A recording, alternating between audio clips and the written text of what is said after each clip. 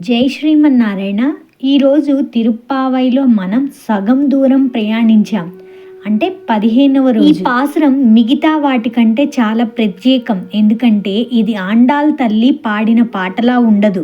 ఇద్దరు స్నేహితుల మధ్య జరిగే చిన్నపాటి గొడవల ఒక సరదా సంభాషణలా ఉంటుంది. లోపల నిద్రపోతున్న గోపిక సామాన్యురాలు కాదు, చాలా తెలివైంది, మాటకారి. ఆమెను లేపడానికి బయట ఉన్న గోపికలు పడే పాటలు, వారి మధ్య జరిగే మాటల యుద్ధం, చివరిగా ఆ గోపిక తన ఓటమిని అంగీకరించి బయటకు రావటం, ఇదంతా ఒక అద్భుతమైన డ్రామాలా ఉంటుంది. ఇందులో దాగి ఉన్న భాగవత లక్షణం ఏమిటో ఈరోజు మనం తెలుసుకుందాం. దామోద్ర డివోషనల్ ఛానల్కు స్వాగతం. ఇంతవరకు 9 మంది గోపికలను మేల్కొల్పినారు. 10వ గోపికను ఈ పాసురంలో మేల్కొల్పబడుతున్నారు. దీనితో ముందు భాగం పూర్తవుతుంది. నిన్నటి పాసురంలో చెప్పుకున్నాం కదండి, 1 నుంచి 5 పాసురాలు ఏమో ఉపోద్ఘాతం లాగా చెప్పుకోవాలి. 6 నుంచి 15వ పాసురం వరకు 10 మంది గోపికలు నిద్రలేపుతున్నారు, అంటే భగవద్భక్తులను మేల్కొల్పుతున్నారు అని భావించాలి. తరువాత భగవానుని మేల్కొల్పుతారు. దీనితో భగవద్ ఆలయంలో చేరుకునే అర్హత కలుగుతుంది. ఇంతవరకు భగవద్భక్తుల విషయమున ప్రవర్తింపవలసిన విధానములు ఎలాగా అని చెప్పి నిరూపించి ఈ పాసురంలో దాని ఫలమును నిరూపించబడుతున్నది. ఇంతవరకు భగవత్ ప్రాప్తికి చేయవలసిన సాధనా క్రమమును వివరించారు మన గోదాదేవి. అట్టి సాధన చేయుటచే ఏర్పడదలచిన ప్రధాన లక్ష్యం ఏమిటి అంటే అహంకారం తొలగిపోవటం. అది పూర్ణంగా తొలగిన నాడు గాని ఆచార్య సమాశ్రయమన్ను మంత్రం లభించి భగవదనుభవం కలుగును. ఇట్టి పరిపూర్ణ స్థితి ఉన్న గోపికను ఈరోజు మేల్కొల్పబోతున్నారు మన గోదాగోష్ఠి. ఈ పాసురంలో చాలా గొప్ప విశేషం ఉంటుంది. ఆ విశేషం ఏమిటంటే, లోపల ఉన్న గోపికకు బయట ఉన్న గోపికకు మధ్య చిన్నపాటి వాగ్వివాదం జరుగుతుంది. అంతేకాదు, సరిగ్గా ఈ పాసురం తిరుప్పావై దివ్య ప్రబంధం మొత్తానికి మధ్యమ భాగంలో ఉంటుంది. అంటే సరిగ్గా సగం అన్నమాట. 30లో సగం అంటే 15 అంత మధ్యమ భాగంలో ఉన్నట్టు లెక్క. అలాగే తిరిగి ఈ పాసురంలో సరిగ్గా మధ్య పదం ఏమొస్తుంది అంటే నానేదా నాయుడుగా అనే పదం చాలా ప్రధానమైనది. అనగా దోషమంతయు నాదేలే అని అంగీకరిస్తుంది ఇక్కడ గోపిక. ఇట్టి భావన మన జీవితంలో కూడా చాలా ప్రధానమైనటువంటిది.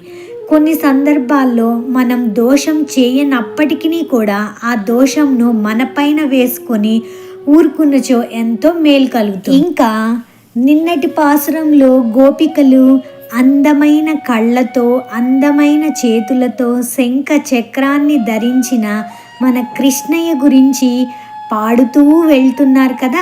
ఈ పాసురంలో ఉన్న గోపిక తన మంచంలో పడుకొని ఆ పాట వినడం ప్రారంభించింది. అంటే ఆ మధురమైన ధ్వని, నిన్నటి పాసురంలోని పాట ఈ గోపిక చెవులకు చేరినా కూడా మగతగా ఉంది అన్నమాట. అంటే ఒక 80% 90% నిద్ర మేలుకుంటూ ఉందన్నమాట. పూర్తిగా అట్లాని మేల్కోలేదు. ఇప్పుడు మనం గమనిస్తే కొన్నిసార్లు కొంతమంది టీవీ చూస్తూ అలా తెలియకుండా నిద్రపోతారా అంటే వాళ్ళకి బయట జరిగే శబ్దాలు వినపడుతూనే ఉంటాయి, నిద్రపోయినట్లుగా ఉంటారన్నమాట. అమ్మా నువ్వు నిద్రపోతున్నావా అంటే ఉలిక్కిపడి లేచి లేదు నేను చూస్తూనే ఉన్నా, అట్లాగా నిద్రపోయినట్లు కాదు, అట్లాని మేలుకున్నట్లు కాదు. అటువంటి స్టేజ్లో మనం మాట్లాడేవన్నీ వాళ్ళకి వినపడుతూ ఉంటాయి, కానీ లేవడానికి మగతగా ఉన్నట్లుగా ఉండేటటువంటి స్థితిలో ఉంది ఈ గోపబాలిక అన్నమాట. ఈ గోపబాలికకు నిన్నటి పాట చెవులకు వినపడుతూ ఉంది. అంతలోపే ఆ ఆండాల్ గోష్ఠి అంతా ఈ గోపబాలిక ఇంటికి చేరారు. ఇప్పుడు ఇద్దరి మధ్యన సంభాషణ జరుగుతూ ఉంటుందన్నమాట. ఒక లైను గోపబాలిక లోపలి గోపబాలిక పాడుతూ ఉంటుంది, నెక్స్ట్ లైన్ ఏమో బయట ఉన్న ఆండాల్ గోష్ఠి. అలాగా ఈరోజు ఇద్దరి మధ్యన కాన్వర్జేషన్ అంటే సంభాషణ జరుగుతూ ఉంటుంది. ఈరోజు గోపబాలిక అందరికంటే చిన్న గోపబాలిక అన్నమాట. అంటే అసలే గోదాదేవి వయసు 5 సంవత్సరాలు. ఈ తిరుప్పావై అనే పాసురాలని పాడేటప్పటికి 5 సంవత్సరాలు. ఈ 5 సంవత్సరాల గోపబాలికలు అందరూ ఉండే గోష్ఠిలో ఈవిడ చాలా చిన్న గోపిక అని చెప్తారనమాట. ఈరోజు పాసురాన్ని 15వ పాసురాన్ని అనుసంధానం చేద్దాం. எல்லை இளங்கிளியே இன்னம் உறங்குதியே சில்லென்றழையேன் மின்னங்கை மீர் போதுருகின்றேன் வல்லையுன் கட்டுரைகள் பண்ணையுன் வாய்ரிதும் வல்லீர்கள் நீங்களே நானே தான் நாயுடகா ஒல்ல நீ போதாய் உனக்கென்ன வேறுடையை எல்லாரும் போந்தாரோ போந்தார் போந்தெண்ணிக்கோள் வல்லானை கொன்றானை மாற்றாரை மாற்றலிக்க வல்லானை మాయనై పాడే లోరెంబావాయ్. ఈ పాసురం యొక్క ప్రతి పదార్థము స్క్రీన్లో కనపడుతూ ఉంటుందండి, గమనించగలరు. మనిషికి సహనం, ఓరిమి కలగడం చాలా కష్టం. ఉద్రేకం రావడం అనేది మానవ సహజం. కానీ దాన్ని ఓరిమితో సహించడం మానవ ప్రయత్నంతోనే సంభవం అవుతుంది. దీన్నే మనం సాధన అంటాం. ఇది భాగవత సహవాసం వల్ల మాత్రమే ఏర్పడుతుంది. మనం మంచి వారితో స్నేహం చేస్తే వాళ్ళ నుంచి మంచి అలవాట్లను నేర్చుకుంటాం. అదే చెడ్డవారితో స్నేహం చేస్తే చెడు అలవాట్లే మనకు ఏర్పడతాయి. అలా భాగవతుల సహకారంతో మనకి సహనము, ఓర్మి ఏర్పడిన తరువాత అప్పుడు ఆచార్య కటాక్షం కలిగే యోగ్యత ఏర్పడుతుంది. మంత్రానుసంధానం చేసే స్థితి లభించినట్లే ఆచార్య సన్నిధానానికి చేరే ముందర కావలసిన దాంట్లో ఇది ముందర స్థితి. ఈరోజు ఆండాల్ తల్లి ఎట్లాంటి భాగవతముల సహవాసం మనకు కావాలో అన్నది చెప్తూ ఉన్నది అని ముందే చెప్పుకున్నాం కదండి. ఈ భాగవతోత్తమురాలు చాలా మంచి గుణం కలిగిన భాగవతోత్తమురాలు. నానేదా నాయుడుగా అన్న పదాని యొక్క మీనింగే ఈ 30 పాసురాలు అన్నింటిలోకి ఆధారమైన పదమట. ఈ పదమును చెప్పడం కోసమే మన ఆండాల్ తాయారు ఈ 30 పాసురాలను కూడా రచించారు అని చెప్పి పెద్దలు చెప్తూ ఉంటారు. ఇక్కడ ఒక గమనిక కూడా రాసి ఉంటుందండి ప్రబంధాలలో. ముఖ్యంగా ఈ పాసురం యొక్క లోతైన అర్థాలను పొందడానికి దయచేసి మీ ఆచార్యుల నుండి కాలక్షేపంలకు హాజరవ్వండి అని చెప్పి ఉంటుందన్నమాట. అంటే దీని అర్థాన్ని ఆచార్యులు వర్ణిస్తేనే మన వంటి వారికి సులభంగా అర్థమవుతుంది. అడియన్ ఈ తిరుప్పావైలోని విశేషార్థాన్ని, నిగూఢార్థాలని చెప్పడానికి ప్రయత్నించడమే ఒక సాహసము. అది కూడా ఈ 14వ పాసురంలోని ఆ పదాన్ని వివరించడం అనేది అతి కష్టమైనది. ఏదైనా పొరపాటు జరిగి ఉంటే క్షమించండి. సాయి శక్తుల తెలిసిన దానిని సరళమైన తెలుగులో చెప్పడానికే ప్రయత్నం చేస్తాను. ఈవిడికి భాగవతోత్తముల పాటలంటే ఇష్టం. తాను లేచి బయటకు వస్తే వారు పాడటం ఆపేస్తారేమోనని అనుకొని తాను లోపల ఉండే గొంతు కలిపి ఆనందిస్తుందట. అంతలోనే వాళ్ళంతా అక్కడ చేరగానే లోపల గోపబాలిక మెలకువతోనే ఉండి తన దగ్గరకు రాలేదనే కోపంతో బయట గోపిక ఇలా అంటున్నారు. ఎల్లే ఏమే ఇళంగిళియే లేత చిలుక ఇన్నం ఉరంగుదియే ఇంకా నిద్రపోతూనే ఉన్నావా? వీళ్ళకేమో ఈ గోపబాలిక అందమైన గొంతు కలదని, వారి వెంట ఈ గోపబాలిక ఉంటే శ్రీకృష్ణుడు తప్పక వాళ్లకు దొరుకుతాడు అని భావిస్తున్నారు. ఆమెలోని యోగ్యతను పొగుడుతూ ఉన్నారన్నమాట. కానీ లోపల గోపబాలికకు నేను మిమ్మల్ని అంతా ఎడబాసి బాధతో నేనుండగా నన్ను పొగడడం సరికాదు అని శ్రీకృష్ణుడు తన దగ్గర ఉన్నట్లు భావించి ఆక్షేపిస్తున్నట్లుగా అనిపించి లోపల గోపబాలిక ఇలా అంటున్నది. సిల్లెండ్రళై ఏన్మిన్, ఏమిటా గోల మీరంతా? శ్రీకృష్ణుడు నా దగ్గర ఏమీ లేడు. నంగై మీర్, పరిపూర్ణులు మీరే. పోదరుగిండ్రెన్, వస్తున్నాను అని అంది.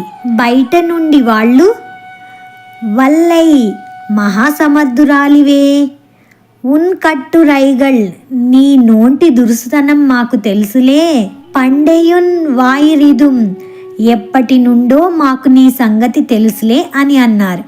అంతలో లోపల గోపబాలిక, వల్లీర్గళ్ నీంగళే, మీరే సమర్థులు, నన్నా సమర్థురాలు అని అంటున్నారు. అసలే నేను శ్రీకృష్ణుడి ఎడబాటుచే బాధలో ఉన్నాను. మీరేమో అంతా కలిసి శ్రీకృష్ణుడి దగ్గరకు వెళ్ళడానికి సిద్ధంగా ఉన్నారు. నానేతాన్ ఆయుడుగా రాకపోవడం నాదే తప్పు అని ఓరిమితో అంది. ఇక్కడ ఈ పదంతో ఈ గోపబాలిక ఎంతటి భాగవతోత్తమురాలు అన్నీ మనకి అర్థమవుతుంది. తన తప్పు ఉన్నా లేకపోయినా పర్వాలేదులే, నాదే తప్పు అని ఓరిమితో అందనమాట. కానీ బయట నుండి, ఒల్లెనీ పోదాయ్, ఏమే రా మరి ఇంకా అంటున్నారు. ఉనెక్కెన్న వేరుడయ్యాయి, మరి తప్పు ఒప్పుకున్నా నీకేమి వేరే అనుభవమా అంటూ మరొకసారి ఎత్తి పొడిచారు లోపల గోపబాలికను పరీక్షించడానికి. ఆమె లోపల నుండి, ఎల్లాரும் పోందారో, అంతా వచ్చారా అంది. బయట నుంచి వీళ్ళు, పోందార్, అందరూ వచ్చారు, నీవు బయటకి రా, నీ దర్శనం మాకు కావాలి అన్నారు. పోందెన్నిక్కోళ్, ఏం చేద్దాం అందరం అని అడిగింది లోపల గోపబాలిక. వల్లానై కొండానై, బలం కలిగిన ఏనుగు, ఏ ఏనుగు? కువలయాపీడం అనే ఏనుగును మాత్తారై మాత్తళిక్క వల్లానై, దాని కొమ్ములను విరిచి ఆ కొమ్ములతోనే సంహరించిన స్వామి, శత్రువులలోని శత్రుత్వాన్ని తొలగించగలిగిన వాడు. మాయనై, చిత్ర విచిత్రమైన మాయలు చేసే మాయావిని. పాడా, పాడుదాం. ఏ లోరెంబావై అనే పదం యొక్క అర్థము చాలా రోజులకు ముందు స్టార్టింగ్లో 1వ పాసురంలోనో 2వ పాసురంలోనో చెప్పుకున్నామండి. అందుకని ఒకసారి జ్ఞాపకం చేసుకుందామా. ఏల్, ఆశ్చర్యకరమైన. ఓర్, అద్వితీయమైన. ఎం, మా యొక్క. పావాయ్, పవిత్రమైన వ్రతం.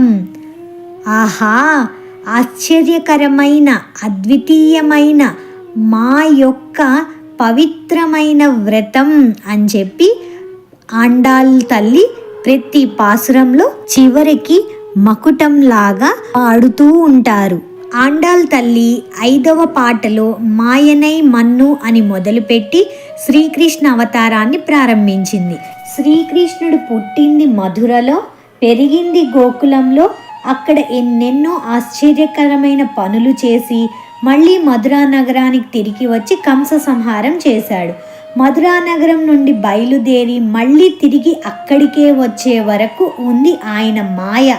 పుట్టగానే రాత్రికే యమునా నది దాటి ఆవల గోకులానికి బయలుదేరాడు. అక్కడికి పంపిన పూతన, శకటాసురుడు, అశ్వాసురుడు, బకాసురుణ్ణి సంహరించి తన కళ్యాణ గుణాలతో అక్కడ వారికి పిచ్చెక్కించి అక్కడి నుంచి తిరిగి మధురకు వచ్చి కువలయాపీడాన్ని, చారూణ ముష్టికులను చంపి, కంసుణ్ణి చంపి, బందీగా ఉన్న ఉగ్రసేనుణ్ణి రాజుగా చేసి మధురా నగరానికి పట్టిన దారిద్ర్యాన్ని తొలగించాడు. ఇది భగవంతుడు చేసే చేష్ట. ఈ రోజుతో 10వ గోపికను లేపుతూ మనకు ఒక 10 రకాల జ్ఞానులని, వారి జ్ఞాన దశలను పరిచయం చేసింది ఆండాల్. అలాంటి యోగ్యత కలిగిన మహనీయుల్ని మనం చేరి ఉండాలని, వారిని దర్శించుకుంటూ వారు ఆదేశించిన మార్గంలో పయనిస్తూ జీవితంలో ముందుకు సాగగలిగితే అది మనకు శ్రేయస్సు. ఇది నిలబడడానికి మనం భగవంతుణ్ణి ప్రార్థించాలి తప్ప లోకంలో భక్తులను దూరం చేసుకోకూడదు. తిరుప్పావై మనకు అదే నిరూపణ చేస్తుంది. 10 మంది గోపికలను లేపే ఈ 10 పాటలే తిరుప్పావై అంటారు. ఇక ఈ నమ్మకం గట్టిపడటానికి మిగతా పాటలు. ఇప్పుడు ఈ పాసురం యొక్క అర్థాన్ని క్లుప్తంగా వివరించాలంటే, బయట గోపికలు నిద్రలేపుతూ ఉన్నారు. ఓ లేత చిలుక, ఇంకనూ నిద్రించుచున్నావా? లోపల గోపిక ఏమంటున్నారు? జిల్లుమన్నట్లుగా పిలవకండి, మీరే పరిపూర్ణులైనటువంటి వారు. ఇక్కడ చిలుక అని, లేత చిలుక అని బయట గోపికలు తనను సంబోధించడం అన్నది లోపల గోపికకు నచ్చినట్లు లేదని మనం అర్థం చేసుకోవాలి. నెక్స్ట్ బయట గోపిక అంటున్నారు, అమ్మా నీ నోటి సంగతి మాకు ముందే తెలుసులే, నీవే పరిపూర్ణత కలిగిన దానివి అంటున్నారు. అంటే ఏంటి? శ్రీకృష్ణుడు లోపల గోపికతో ఉన్నాడని బయట గోపికల భావన. అప్పుడు లోపల గోపిక ఏమంటున్నారు? ఈ వాగ్వాదాన్ని గమనించిన లోపల గోపిక భగవత్ సంబంధురాలైన వారితో ఇట్లు వాదన చేయకూడదు అని తలుచుకొని, ఇదే నానేదా నాయుడగాలో ఇదే మీనింగ్ అన్నమాట. దోషం నాదే అగుగాక అంటూ తన దోషం ఉన్నను లేకున్నను తనపై దోషారోపణ చేసుకున్నది. తర్వాత బయట గోపిక, సరే నీ వెంటనే వెలుపలికి రమ్ము, నీకు వేరే పనేమి అంటారనమాట. అప్పుడు లోపల గోపిక, అందరూ వచ్చారా అంటూ ప్రశ్నించింది. అప్పుడు బయట గోపికలు, అందరూ వచ్చారు తల్లి, కావాలంటే బయటికి వచ్చి అందరినీ లెక్కించుకో. బలమగు కువలయా పీడనమును చంపినవాడు, చాణూర ముష్టికులను సంహరించిన మాయావి అయిన అద్భుతుడైన స్వామిని పాడుదాం రండి అని చెప్పి ఈ పాసురంలో లాస్ట్ 10వ గోపికను మేల్కొల్పి తమ గోష్ఠిలో చేరి బయలుదేరుతున్నారు. ఇంకా విలక్షణమైన వ్రతం ఇది అని చెప్పి బయలుదేరుతూ ఉన్నారు. ఇక్కడ చిలుక అంటే అంతరార్థం ఏమై ఉంటుంది? చిలుక అంటే ఆచార్యులు. చిలుకకు శరీరమంతా పచ్చగాను, ముక్కు ఎర్రగాను ఉంటుంది. అలాగే ఆచార్యులకు భగవత్ సంశ్లేషముచే శరీర వైవర్ణ్యము, ముఖమున భగవదనురాగం వ్యక్తమగును. చిలక తాను నేర్చిన దానినే పలుకుతుంది. అలాగే ఆచార్యుడు తాను తన గురువు నుంచి నేర్చిన దానినే శిష్యులకు మధురంగా ఉపదేశించును అని చెప్పి ఈ చిలుకలో ఉన్న అంతరార్థం చెప్తున్నారు. ఈ నానేదా నాయుడుగా అన్న పదం యొక్క అర్థాన్ని ఒక ఉదాహరణ రూపంలో కూడా మనం అర్థం చేసుకున్నాం. ఈ దానికి ఉదాహరణగా రామాయణంలో భరతుని విషయం తీసుకోవచ్చు. భరతాళ్వారు కైకేయి వరాలు కోరి శ్రీరాముణ్ణి 14 సంవత్సరములు వనవాసానికి పంపించాలి అన్న సన్నివేశం జరిగినప్పుడు భరతాళ్వారు అక్కడ లేరట. తర్వాత రోజు భరతాళ్వారు తిరిగి వచ్చేటప్పటికి అందరూ దుఃఖంగా కనిపిస్తూ ఉంటే ఏమి జరిగింది అని శత్రుఘ్నాళ్వార్ని అడిగారట. అప్పుడు శత్రుఘ్నాళ్వార్ ఇలా చెప్తున్నారు, అన్నా ఆ మందర ఉంది చూడు, అమ్మకి అంతా కల్పించి చెప్పి ఇలా చేసింది అన్నాడట. అప్పుడు భరతుడు, లేదు మందర తప్పేముంది, ఇక్కడ మందర ఎవరో తెలుసు కదండి, కైకేయి పుట్టింటి నుంచి వచ్చిన దాసి, శ్రీధనం కింద కైకేయికి ఇచ్చారనమాట. కాబట్టి మందర తన యజమాని యొక్క కొడుకు సంతోషంగా ఉండాలి, రాజవ్వాలి అనుకోవడంలో తప్పేముంది అని అన్నారట భరతాళ్వారు. అయితే కైకమ్మదే తప్పేమో అన్నారట శత్రుఘ్నాళ్వారు. అప్పుడు భరతుడు, లేదు తన కడుపున పుట్టిన వాడు రాజుగా చూడాలనుకున్నది కాబట్టి అమ్మది తప్పేమీ లేదు అన్నారట. మళ్ళీ శత్రుఘ్నులాళ్వారు, అయితే నాన్న అమ్మ వరాలు అడిగినప్పుడు ఇవ్వకుండా ఉండాల్సింది అన్నారట. దానికి భరతాళ్వారు, లేదు లేదు, నాన్నది కూడా తప్పేం లేదు, ఇక్ష్వాకు వంశస్థులు ఇచ్చిన మాటకు కట్టుబడి ఉండేవాళ్ళు కాబట్టి 2 వరాలు ఇస్తానన్నారు, ఇచ్చారు, అంతే. అయితే రాముడిదే తప్పేమో అన్నాడంట శత్రుఘ్నులాల్వారు. కోపంలో నాన్న ఒక మాట అన్నారులే అని వెళ్లకుండా ఉండాల్సిందేమో అన్నారట శత్రుఘ్నులు. దానికి భరతుడు, లేదు లేదు, ఇందులో రామయ్య తప్పేమీ లేదు, సత్యవాక్కు పరిపాలకుడు మన తండ్రి, పితృవాక్య పరిపాలకుడు ఈ రామయ్య, అందుకని మాట కోసం కట్టుబడి వనవాసానికి వెళ్ళిపోయారు. అయితే ఇంకెవరిది అన్నయ్య తప్పు అని శత్రుఘ్నులాల్వారు లాస్ట్కి అడిగారట. భరతుడు తప్పంతా నాదే అన్నారట. అదేంటి, వరాలు అడిగింది ఎవరు, చెప్పిందెవరు, ఇచ్చిందెవరు, వనవాసానికి వెళ్ళిందెవరు, ఇదంతా జరిగినప్పుడు ఆ సీన్లో భరతుడే లేదు కదండి, మరెందుకు ఆ మాట అన్నారు అంటే భరతుడు చెప్తున్నారనమాట, నేనెప్పుడో అమ్మకి చెప్పవలసి ఉండాల్సింది, అమ్మ మనస్సులో నేను రాజు అవ్వాలని అనిపించి ఉంటుంది, లేదమ్మా నేను రాజయ్యే అర్హత నాకు లేదు, ఆ కోరిక కూడా లేనే లేదు, అన్నయ్యకే ఇవ్వాలి, అన్నయ్యే తగినవాడు అని చెప్పి స్పష్టంగా అభిప్రాయాన్ని తెలియజేసి ఉండాల్సింది అన్నాడంట. అంటే ఇక్కడ తన తప్పు లేకపోయినా కూడా తన మీద వేసుకున్నారు భరతాళ్వారు. ఇది రామాయణంలో భరతుని గురించి మనం ఒక ఉదాహరణగా చూడొచ్చు. ఇంకా పరాశర భట్టర్ వారికి నంబిళ్ళయ్య గారికి మధ్య జరిగినది కూడా ఇలాంటి ఎన్నో ఉదాహరణలు మనకి ఉన్నాయి, కానీ ఒక్క ఉదాహరణ మాత్రమే ఎక్స్ప్లెయిన్ చేయడం జరిగింది. ఇక మన జీవితంలో కూడా కొన్నిసార్లు మనం తప్పు చెయ్యకపోయినా మనము చేసినట్లుగా ఎవరైనా నిందించినప్పుడు సరే అని చెప్పి అంతటితో దానిని వదిలేస్తే మన జీవితాలు అన్నీ సుఖంగా సంతోషంగా ఉంటాయి. ఇప్పుడు 16వ పాసురంలో మళ్ళీ కలుద్దాం. ఈ వీడియో మీకు నచ్చినట్లయితే తప్పకుండా లైక్ చేయండి, సబ్స్క్రైబ్ చేసుకోండి, కుదిరితే కామెంట్ చేయండి, నచ్చితే వేరే వాళ్ళకి ఫార్వర్డ్ చేయండి, వాళ్ళకు కూడా ఉపయోగపడచ్చు. సర్వం శ్రీకృష్ణార్పణమస్తు. ఆండాల్ తిరువడిగళే శరణం.